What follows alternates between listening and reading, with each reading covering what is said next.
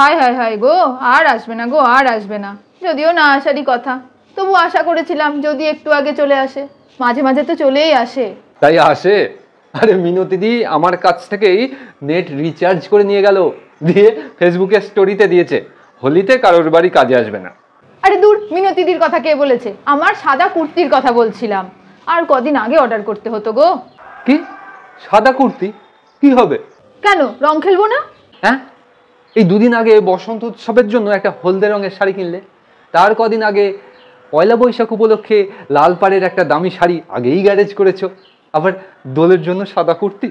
তোমার মনে এত ফুর্তি? এরপর রবীন্দ্র জয়ন্তীতে একটা রাবীন্দ্রিক ছাপা শাড়ি, নজরুল জয়ন্তীতে বিদ্রোহী টাইপ একটা শাড়ি, এরকম আসতেই থাকবে নাকি?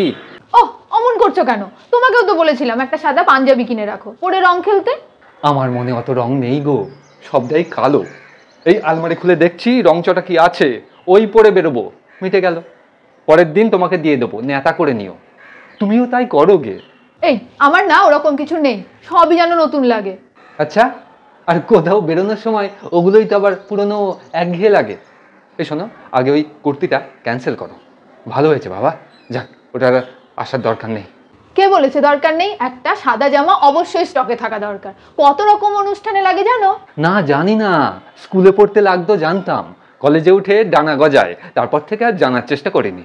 আরে সাদা হলো শান্তির প্রতীক, প্রয়োজনেই ওটা কিনতে হয়। তুমি মানো আর না মানো। তাহলে আর কি, সংসারে অশান্তি করেও উনি শান্তি কিনবেন। কেন কেন, আর পারলে আমার জন্য একটা সাদা রুমাল কেন, চোখ দুটো বেঁধে রাখি।